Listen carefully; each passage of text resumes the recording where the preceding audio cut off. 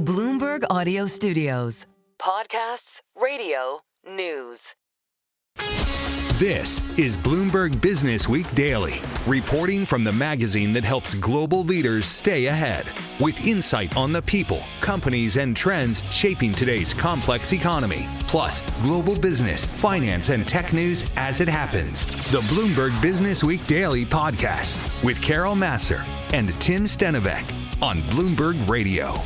All right. As we mentioned, Tim and I setting the stage at the top, a lot coming at investors this week. And I mentioned Julian Emanuel over at Evercore ISI calling this a moment of truth for the markets because you've got big tech earnings, some of those Mag 7. You've got the trade negotiations like we just talked with Catherine. You've got the FOMC, the jobs report and earnings report. It's a lot, Tim. Let's ask Nancy Lazar all about it. She's chief economist for Piper Sandler. She joins us from Aspen. Which is the biggest element on your radar this week? We opened our program talking about, okay, yes, the trade deals. Those are obviously very big. We have everything happening when it comes to tariff deadlines later this week. We've got earnings out this week from some of the mega cap tech players. And then, of course, the jobs report coming at us on Friday, not to mention Fed Chair Jay Powell coming at us on Wednesday. How are you making sense of it? Well, I think really the consumer spending data we're going to see for the month of June from an economic perspective is going to be really important. Our best guess is that the consumer is going through a soft patch right now. We have already clearly seen that in the retail sales data.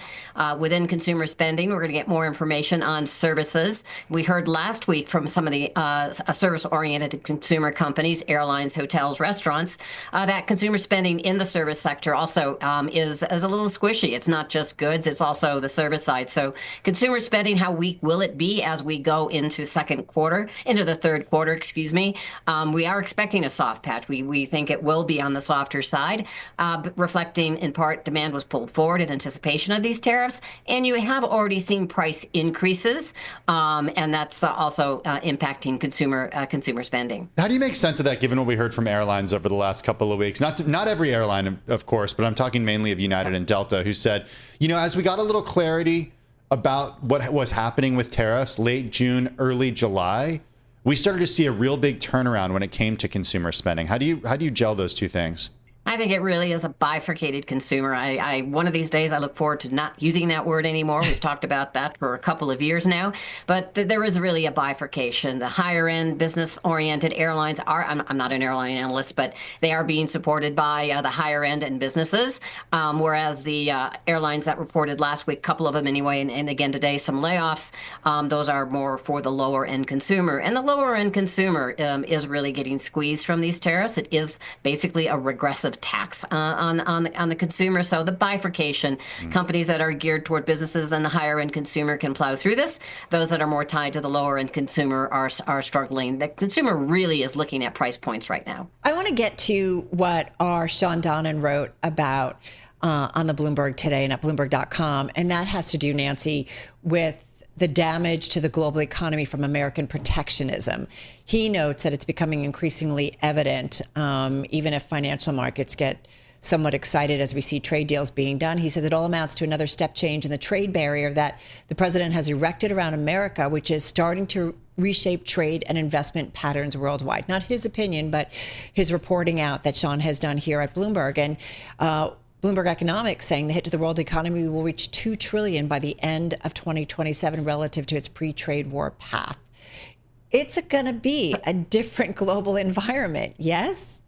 Oh, for sure, it's going to be a different global environment. But I think we have to look at the economy as three-dimensional chess, not just as a flat board. No question, tariffs are a tax. I'm definitely more for free trade, but I'm also for fair trade. Maybe we can shake one little positive out of this and get some fair trade, i.e. incrementally sell more to Japan and Europe in particular. But to be sure, right now our effective tariff rate that we're calculating is about 17. Now it's down dramatically, but 17 is the highest since the 1930s. And so to be sure, that is a headwind to global growth. But I think that is just one part of the puzzle. The second thing that's going on in the United States is the capital spending cycle.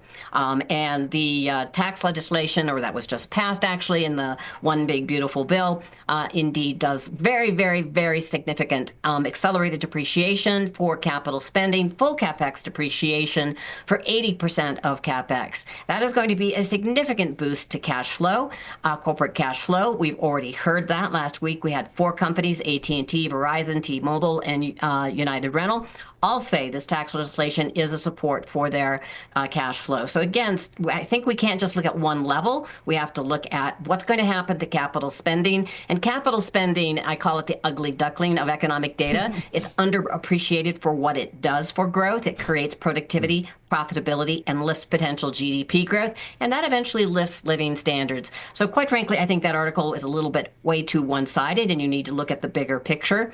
And near term, again, this economic soft patch for sure, but you're already seeing signs, the companies that I mentioned, you're seeing it in data where U.S. capital spending is picking up, and that's going to come back and help not only productivity, but the job cycle as we go through 2026. So it's important to look at the bigger picture, and I didn't mention deregulation. I'll stop, but that's also another really important support for the U.S. and therefore the global economy. But is it okay? And one of the things I want to go back to is you say support for the labor market. We had Rob Kaplan on, former president of the Dallas Fed, on Friday, and he talked repeatedly over the tight labor market and the impact of immigration perhaps on that and how that could then impact U.S. growth. So I just want to throw that out there. But when you talk about capex and what it can do for growth, certainly great for company balance sheets, does it help workers? Does it actually provide momentum throughout the economy? Absolutely. Again, it's called a business cycle for a reason. And when businesses invest, again, they improve their profitability through productivity. And if companies are making more money, if their cash flow is indeed going up, that is incentive to spend, not only on capital spending, but eventually on jobs and in wages. And you see it historically in the data.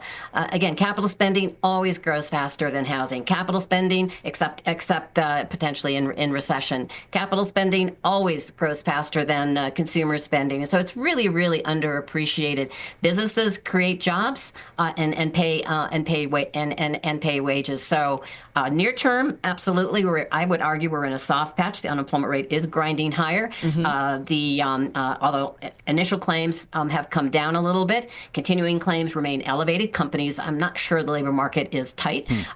Continuing claims remain very elevated. Companies are reluctant to hire given the trade uncertainty. We think as we go into 2026, the improvement in corporate profits, which right now are sluggish, but they'll improve into 2026, then leads to a stronger labor market. So yes, there's nothing more beneficial for the consumer than stronger productivity growth, a low inflationary environment, and that gives you stronger real income growth. To what extent is that productivity growth, in your view, hampered or not by tariffs? I don't think it really is hampered by tariffs per se. Incrementally, maybe from a higher cost of certain investments. As a result, we are seeing an increase in the price of certain capital goods. So at the margin, that is a little bit of a nick. But this is a very significant full capex depreciation, which again, those 4 companies early on in this earnings season. I can't wait to hear what happens over the next couple of weeks. That have seen significant savings in cash flow. So we don't know yet the full quote unquote saving to companies from this new depreciation schedule, and it could more than offset anything, which I think it does, from a tariff perspective. So tariffs are a one-time tax versus capital spending has a very long tail. And will help the economy at least through 26, if not into 27. So, Nancy, we've got a Fed meeting, as you well know, Fed decision on Wednesday. So you say we're in a bit of a soft patch right now, but you're looking for improvement in 2026, and you see profits leading to a stronger labor market. If we've already got stimulus coming as a result of some of the tax measures by the president's big, beautiful bill, then does the Fed should they not do anything for maybe the rest of the year because they don't need to? There's stimulus already coming, and they've got to be careful about inflation. Just got about 40 seconds. Yes, I would agree that the Fed doesn't need to cut rates. Our guess is they probably do, according to my colleague Benson, at least once, but we don't really need more than that. They already cut rates 100 basis points last fall, and that's still working its way through into the economy. So good point. Combination of the incremental, I don't want to call it fiscal stimulus. It's basically an implicit tax cut for corporations and deregulation are not inflationary. They're actually disinflationary through improving productivity growth. But net, no, we really don't need it, but we'll probably get at least one. All right. Great to get some time with you again. Nancy, thank you so much. Have a good week. Nancy Lazar, she's chief economist over at Piper Sandler. You're listening to the Bloomberg Businessweek Daily podcast. Catch us live weekday afternoons from 2 to 5 p.m. Eastern. Listen on Apple CarPlay and Android Auto with the Bloomberg Business app, or watch us live on YouTube. The U.S. and Chinese officials finished their first 2 days of talks aimed at extending their tariff truce beyond a mid-August deadline and hashing out ways to maintain trade ties while safeguarding economic security. The agenda includes giving more time for high-stakes negotiations to play out on issues ranging from U.S. levies tied to fentanyl trafficking to Chinese purchases of sanctioned Russian and Iranian oil. Andrew Bishop is following this all. He's senior partner, global head of policy research at Signum Global Advisors. He joins us from Washington, D.C.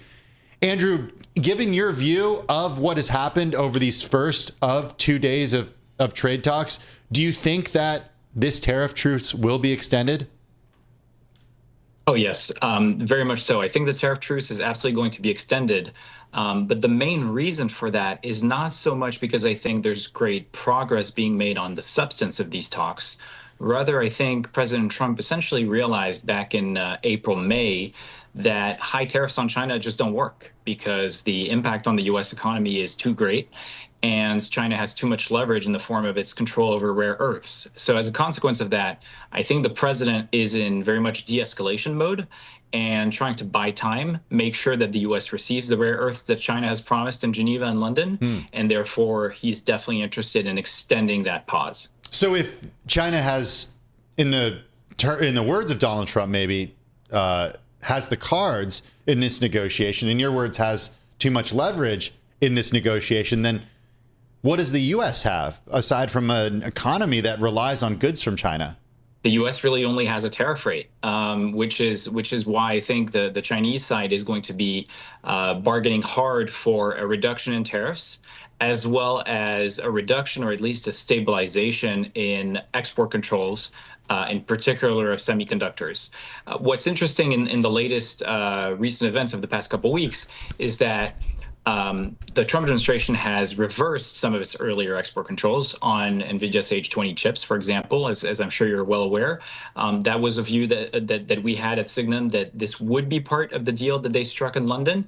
The problem for the Trump administration is that move is already getting enormous pushback, right? So while China is going to be demanding more of that, more repeal of export controls, it's going to be hard for President Trump to agree to that without facing major backlash domestically. And that's why I think he'll start pivoting the conversation away towards tariff relief, just not as imminently as this week, I don't think. Who has more at stake here? We so often, Andrew, talk about the relationship and the dependent relationship between the United States and China. But when you look at this relationship, does one of the countries have more at stake here? So I think the answer to that is, and the reason why you get different answers, right, is that China definitely has more to lose economically than the U.S. does. The problem is the U.S. has a lower political pain tolerance. And as a consequence, even though the U.S. economy is far more resilient and can absorb these shocks, from a political standpoint, you have a president, and it would be the case with any other president, that essentially faces a taco situation as soon as they come under pressure. So then talk to us, take us to China in terms of what is happening in their economy right now. And we know that you're right in terms of pain tolerance, that much has been reported, I guess I should say, in terms of the Chinese government, that they'll do what they need to do, right? In terms of potentially inflicting pain, economic pain on their citizens. But tell us about what is the truth or reality, at least as you know it, to be the Chinese economy today. But what's interesting is you see a lot of vulnerabilities in the Chinese economy. Youth unemployment is a major one. Misallocated savings and low consumption is another.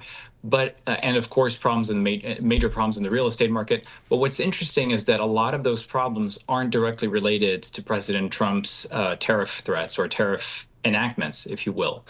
So there are two ways of looking at that. You could say any marginal worsening of the situation due to Trump makes the Chinese position even harder to sustain.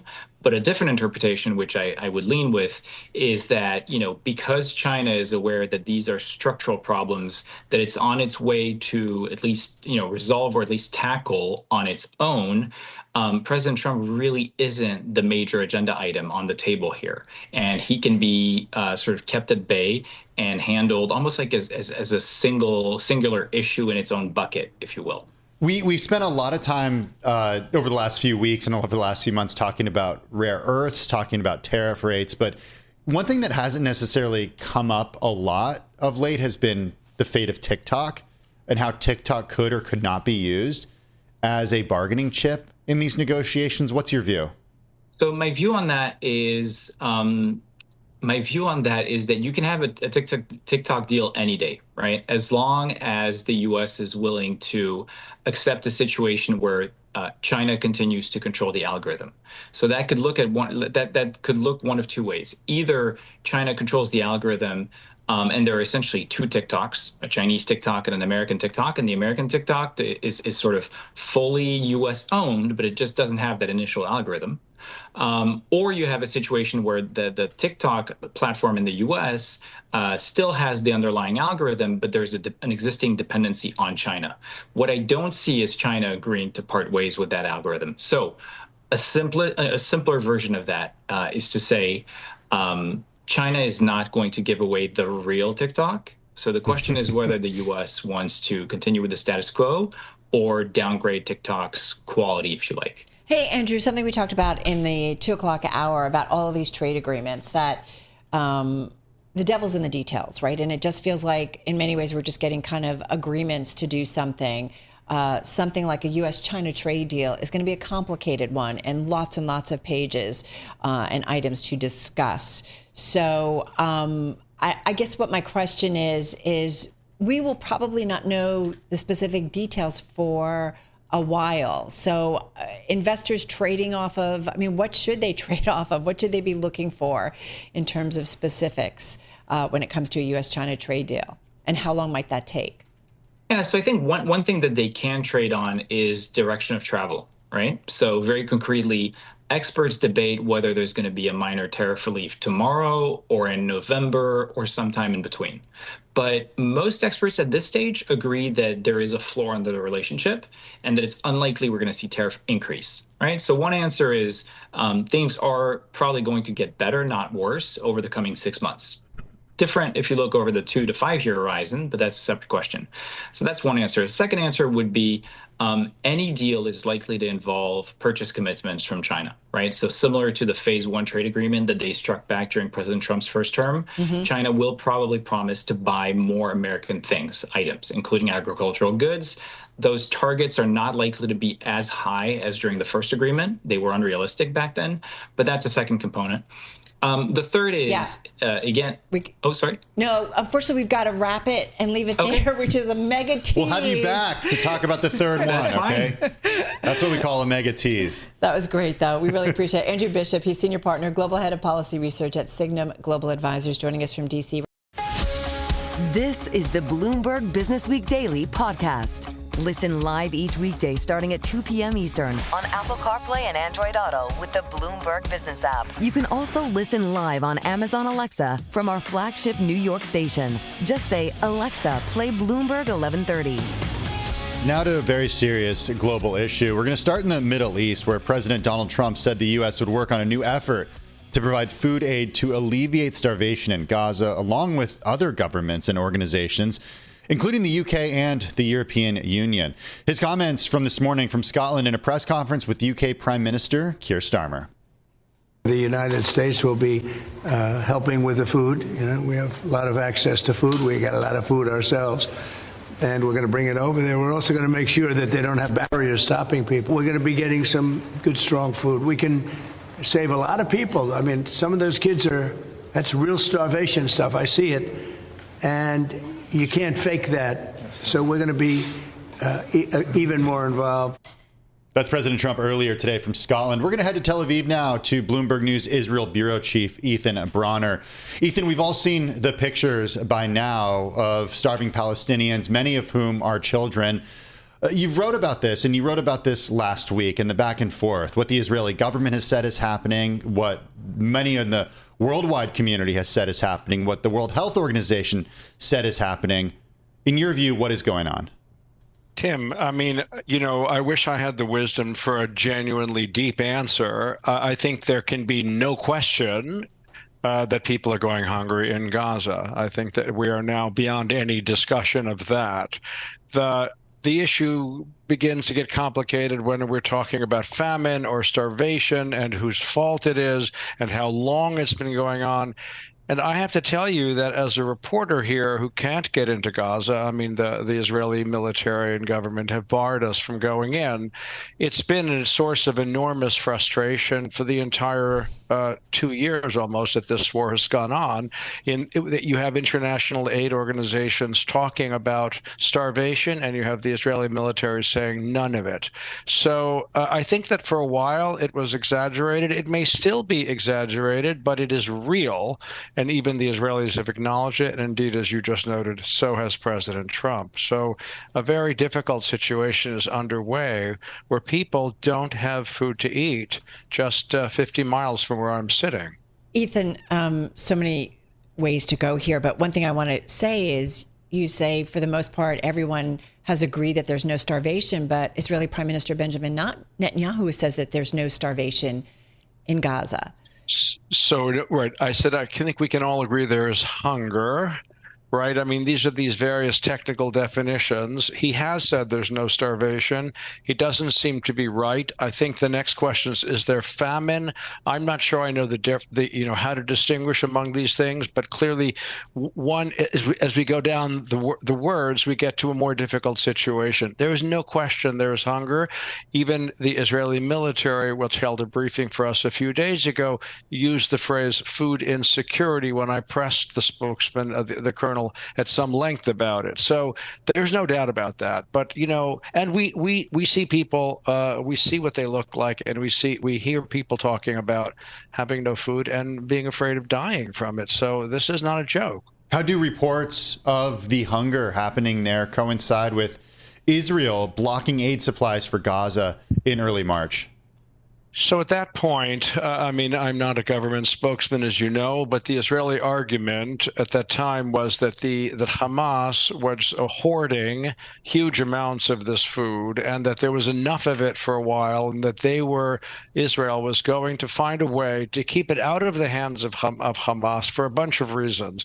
Their main complaint was that Hamas was taking the food aid, feeding its own militants, keeping it from ordinary people, and then selling it on the market so as to continue their war against Israel. That has been challenged in various ways, but some version of that seems to be true.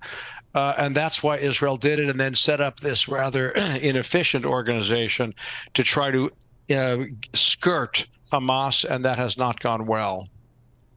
We have a viewer who has written in and said, I'm wondering why President Trump is not pushing for a permanent end to the Gaza war.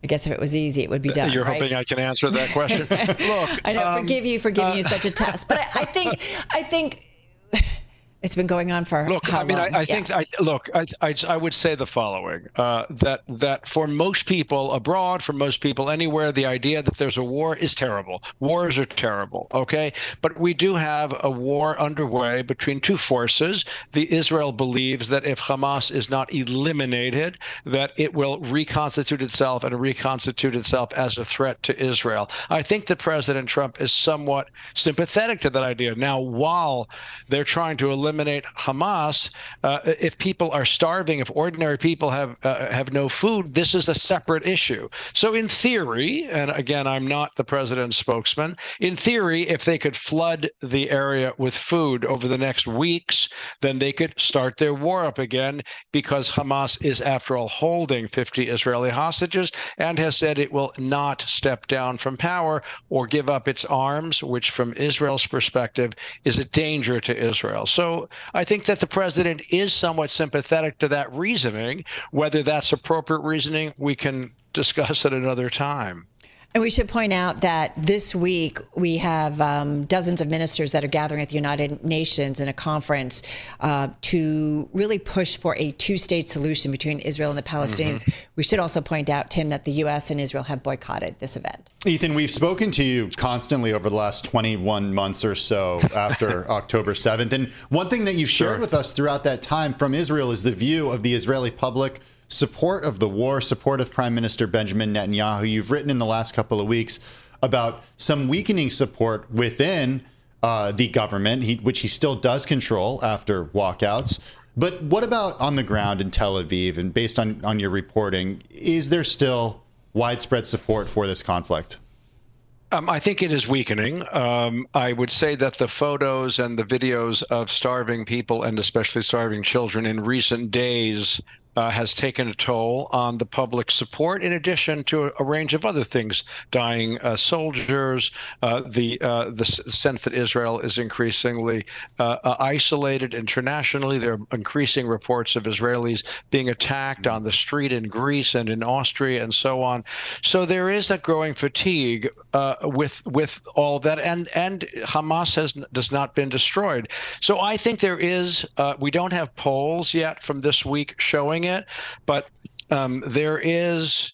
I hear it around dinner tables. I hear it from friends. I hear it from colleagues. There is a growing challenge to the legitimacy and the justice of this. If, with all of these things happening, people are also starving and the hostages are not being freed. So yes, I can't tell you that there is a majority against the war because I don't know that. But my instinct is that it is dropping. Hamas. How powerful are they still? And I'm just thinking about the attacks in Iran, and we thought the Iranian proxies, and we thought that there was progress on this front. What do we know? Well, we know that they're able to recruit lots of young people to join their forces. It's not surprising, given what's been going on for 2 years and longer in Gaza for ordinary people. So I think that there is some degree of strength. The problem is strength, when you're a guerrilla organization, basically means survival and being able to poke the bear, which is Israel. So it still has that ability to do it, and nobody is able to replace Hamas right now in Gaza. Israel's argument is that once it can really break the back of the organization properly, people will emerge who are willing to take up governing the place. We will see whether that's true or not. With reference to what you referred to about a two-state solution, the argument there is that non-Hamas Palestinians who are associated with the Fatah movement and with the Palestinian Authority could take over. The Israeli government's argument is that they are not sufficiently different from Hamas. They too teach their children to hate Israel.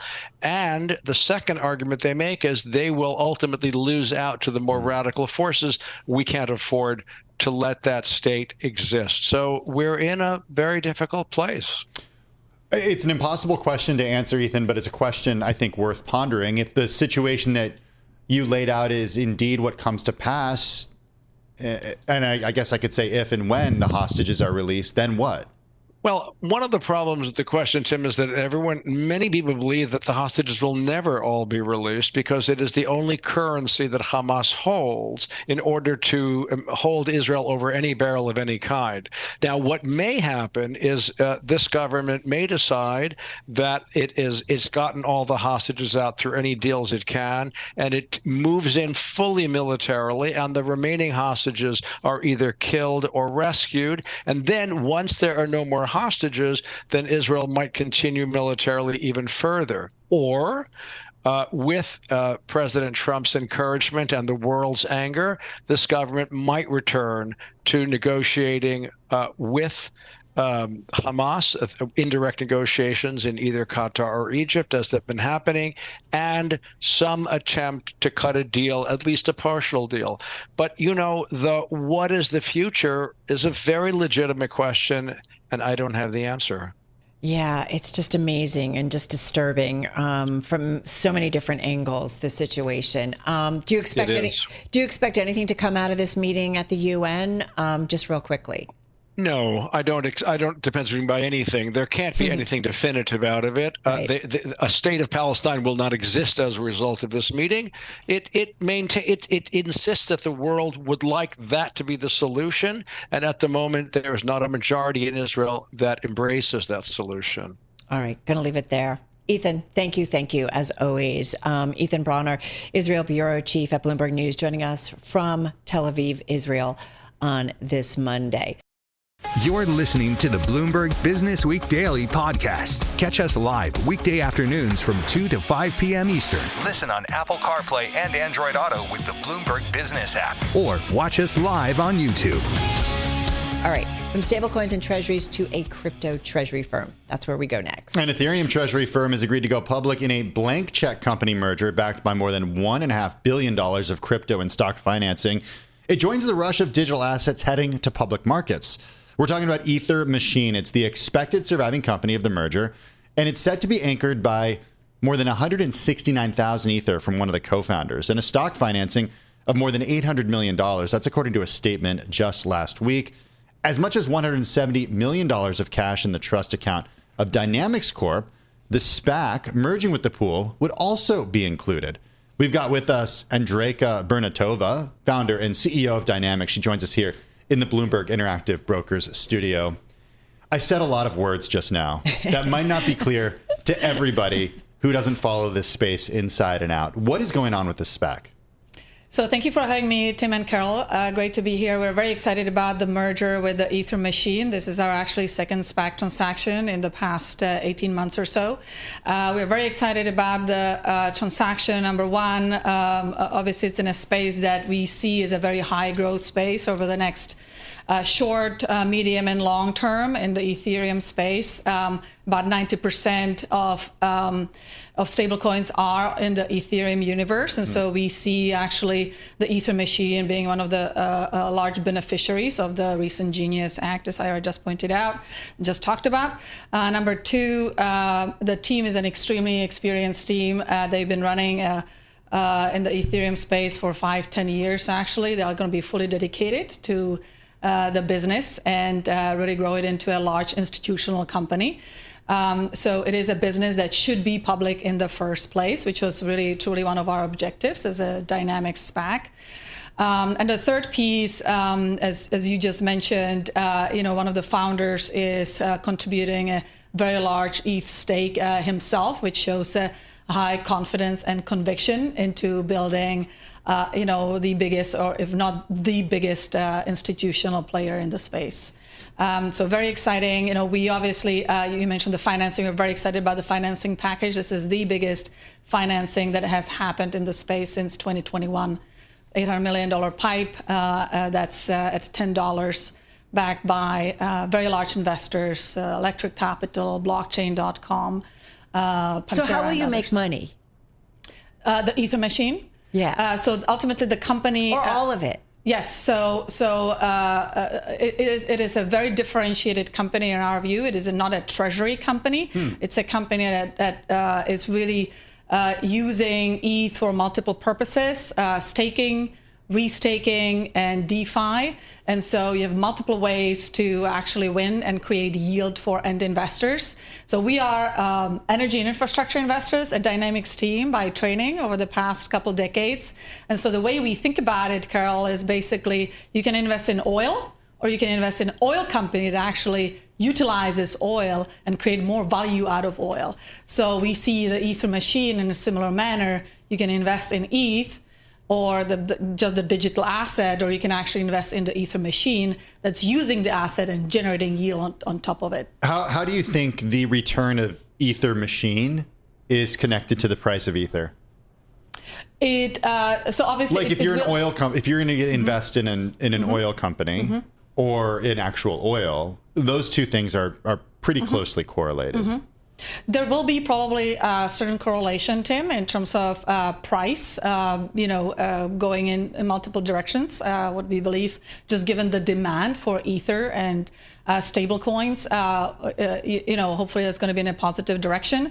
We are excited about the fact that obviously Ethereum is one of the big beneficiaries of some of the commercial demand as well. You see large companies like BlackRock, JP Morgan, Deutsche Bank and others really starting to embrace the space. And so that should sort of underpin the demand for this digital currency in particular. But there will be, we assume, some, sort of correlation. But again, there will be extra value add benefit that the team is going to create as they actually fully utilize Ether for yield purposes. So are you a crypto play or an energy play? Our background is energy and infrastructure by training, and we really do see sort of the digital asset space, Carol, as the next frontier in next generation infrastructure. Obviously, you are seeing financial infrastructure, or correct. Okay. And so, a lot of the background that we have from traditional energy and infrastructure assets are actually translatable into the digital asset economy as well. When you think about... So it's the concept of investing in energy infrastructure, you're applying it to Ether. Correct. That's right. Okay. And so you have a component of you need large scale capital in order to make these companies sustainable long-term businesses, similar to traditional energy infrastructure. You need technical expertise, again, similar to some of that traditional energy infrastructure. And you just need high scalability of the overall market and the industry, which again is the kind of the third underpinning factor in the space. Over the last few weeks, months, we've seen a real rise in treasury companies tied to different cryptocurrencies, mostly Bitcoin, but some Ether. I know that you said there is a distinction between Ether Machine and other crypto treasury companies, but if somebody thinks about this in the context of strategy, formerly known as MicroStrategy, and Michael Saylor, the guy who kind of began this all, what are the differences and similarities between the way that Ether Machine is set up? I think that's a good comparison, by the way, Tim, with MicroStrategy. We are seeing the Ether Machine hopefully being the pioneer of Ether, similar to what happened with Bitcoin and MicroStrategy. But MicroStrategy is not an energy company or an infrastructure company. They're a Bitcoin company. That's right. And Bitcoin, it's sort of interesting because one of the reasons why we feel that Ether is a very interesting asset class is it doesn't have the energy intensity component similar to Bitcoin. And if you really take a step back, and think about the energy infrastructure complex over the next 5 to 10 years, there's going to be a high competing demand, one from residential customers, second from onshoring manufacturing industrials, third from the Bitcoin space, and fourth from the data center and AI space. And Ether doesn't actually necessarily face the same sort of challenges from an energy perspective as Bitcoin does. So that was another sort of a winning, or selling factor for us in terms of partnering with the Ether Machine versus another cryptocurrency. One of the things that we love looking at here at Bloomberg is we'll put in a ticker and we look at the supply chain and understanding customers versus clients. Who will ultimately be your biggest clients, you think, and really provide some growth going forward? Yes.